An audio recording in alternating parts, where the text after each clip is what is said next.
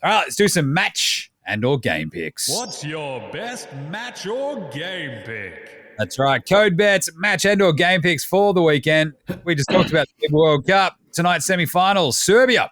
I'm actually going to take the Serbians plus 4.5, but Canada win. That's right. Serbania versus Canada. Let's go. Canada win a tight one. Serbia are 4.5-point underdogs, and I like the under 176 as well. Both teams have been scoring. This is like the one where it just sort of tightens up, I think, and everyone goes, hang on a second. If we win this, we're in the final. My lord, let's go. A bit nervous. And Canada might just sort of tighten up a bit too much as well. They can just always throw the ball to SGA.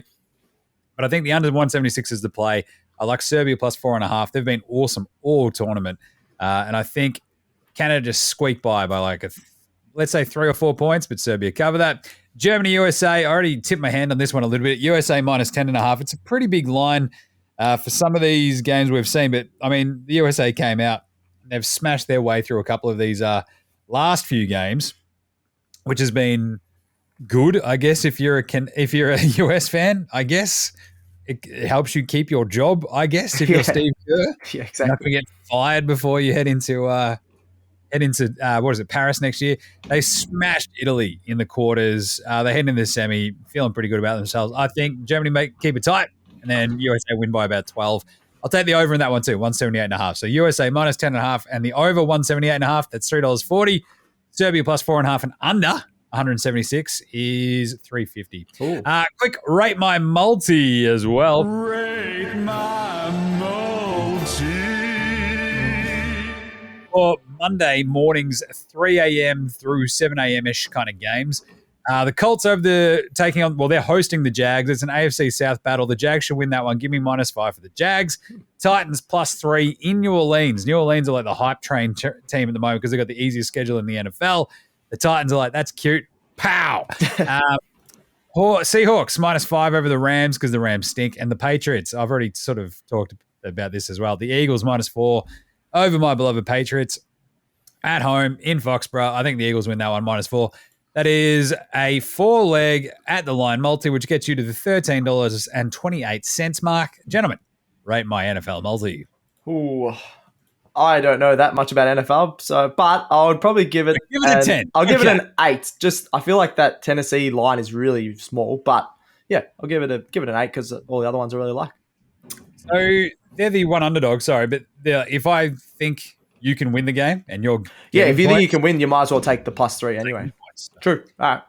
Sorry, Alex. How many people Tony Khan had at Wembley Stadium? So 81,802. Out of 10. Nice. He likes that one. That's good. My beloved Tennessee Titans, of course. Exactly. A big fan. Loves Derrick Henry. He's a huge Treylon Burks fan. He's like, yeah, jerseys in the mail. So, look, I think the NFL, every single game will be broken down by moi on the site later this afternoon. Awesome. So you can see picks against the spread for every single one of them.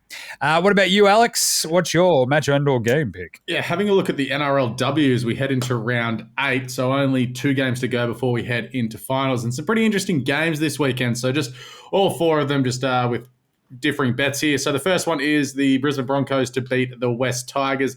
That's tomorrow at 11:30 in the morning. God, that's an awful time. Like, you want people to watch the game, you're scheduling them at 11:30 on a Saturday. That's not great. The Broncos are 4th. West Tigers have only won 2 games this season. Another win here for the Broncos almost gets them into finals. It's because they are sitting on 4th and the Raiders in 5th are equal on wins with them. You head over to what is the main game of the weekend. It's first versus second as the Roosters take on the Newcastle Knights. Now, these are the 2 dominant teams in the competition, both heading into this game with a 6-1 record. I'm taking the Roosters -4.5.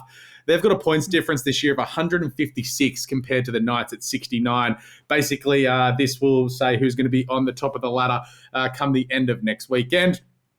The Raiders will beat the Cowboys. Cowboys have only won 2 games all year with a negative 87-point differential. They are not much good. Negative 87. Yeah, and to finish off, the Gold Coast Titans are in 3rd. They're 5-2, take on the Parramatta Eels, who are 1-6. The Titans will get the job done there pretty easy. But rolling them together, 3 head-to-heads in the Roosters -4.5, $5.20 for the 4 of them. $5.20. Good. Oh. I'll give that a 10. I'll give it a 9. 9.5. It's a very nice multi. Yeah. I rate it well. You know your judo multi well. Back to that guy. Judo. There you go. All right, let's go, stats guy. What's your game pick? Bit of US Open again. The men's semi-final, huge matchup. 1v3 in the world. You got Carlos Alcaraz taking on Daniil Medvedev. This was built up the whole tournament. You could just see both of them on that side of the draw coming together here. This is going to be an awesome matchup. But Carlos Alcaraz, he looks unstoppable. Cruised through a former finalist last round in Zverev in straight sets. Has only lost one set in the entire tournament. Medvedev, although he's only lost 2 sets in the entire tournament, has lost to Alcaraz in the last 2 meetings. Both of them were this year, and one of them was on hard court. So Medvedev's known as probably the better overall hard court player in his career. But now Carlos Alcaraz is like, I almost stuffed that one up. I don't just have to dominate on clay. I'm going to dominate on hard courts. I can dominate on grass. He can dominate on everything now. So I'm backing. I believe Alcaraz. He absolutely said that too. Yeah, in his Spanish accent. I'm not going to do a Spanish accent, unlike Jim probably would. The Spaniard, he's number 1 in the world for a reason. He's got a 58-6 record this year, which is absolutely unbelievable. 21-3 on hard courts. He's just unstoppable. Medvedev, he loves taking control of the points and making people run. Alcaraz won't mind that at all. He loves running. He's the quickest player on tour, and he has his own power that can dominate. Alcaraz has won in straight sets in the last 2 meetings between these two, and when Medvedev loses, he loses the plot. 10 of his last 13 losses have been in straight sets. So usually when you're top 3 in the world, when you lose in 5 sets, 4 sets, things like that. I'm going to go Alcaraz, bit aggressive here, but 3 sets to 0, $2.38. I think Medvedev, once he loses a set or two, he drops his head, he loses the plot, and he's going to go out. And Alcaraz is the best player in the world at the moment. So get on Alcaraz. I love this. That's such a great stat, losing 10 of his last. Yeah, I had a look at that. I had a feeling that he would have lost a lot in straight tests, and I was like, it might be like 50-50. No, 10 of his last 13 losses, because once he loses one, he's like, I'm out. Wuss! Yeah, he is a wuss. He's too busy having a sook to try to fight back. Yes. All right. What's gambling really costing you? For free and confidential support, call the number on the screen or visit the website.